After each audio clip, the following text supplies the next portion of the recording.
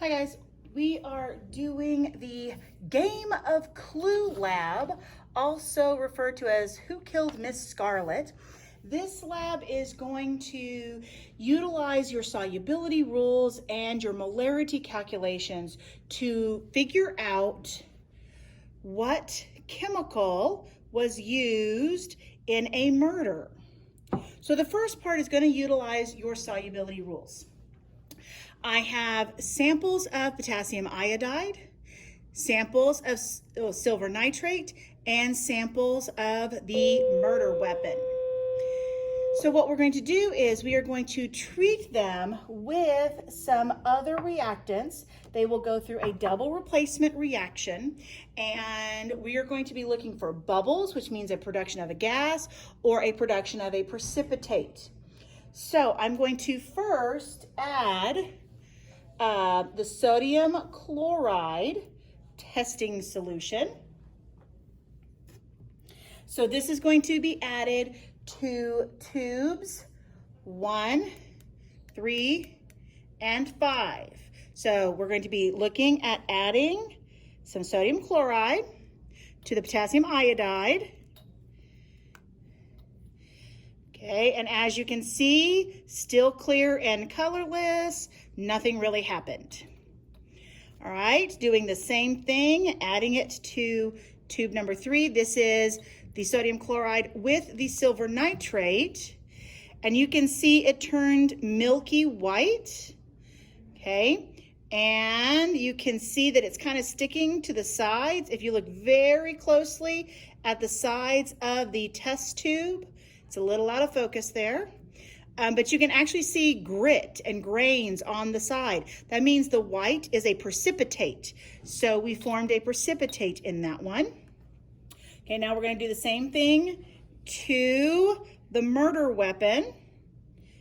Add the NaCl, and we get the white precipitate again.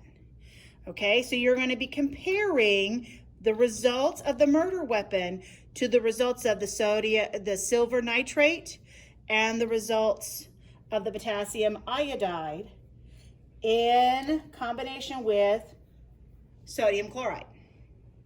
Okay, now we're going to do tubes 2, 4, and 6. We're going to combine them with lead 2 nitrate.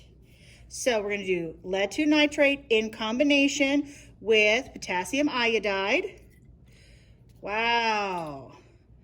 Bright yellow. As you let it go up the side of the test tube, you can see it leaves little grains behind. So that yellow is a precipitate. Let's now add it to the silver nitrate. And we see nothing, clear and colorless. Now let's add it to the murder weapon.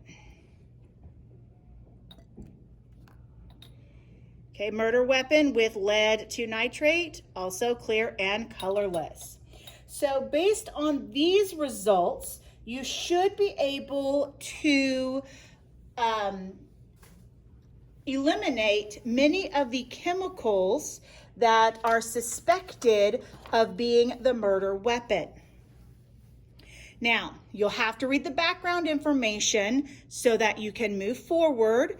Once you have it narrowed down, you are going to need to write a molecular equation so that you can do some stoichiometry with it. Your numbers for your stoichiometry will come from your background information. The combination of the identity based on these test results and the molarity based on your calculations will narrow down your list of suspects to one potential murderer. And then once you have that, you are going to write a brief conclusion. Some direction has been given on what is expected in that conclusion section.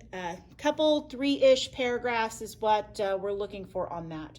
So this is the data that you need for the Game of Clue Lab also referred to as the Miss Scarlet lab.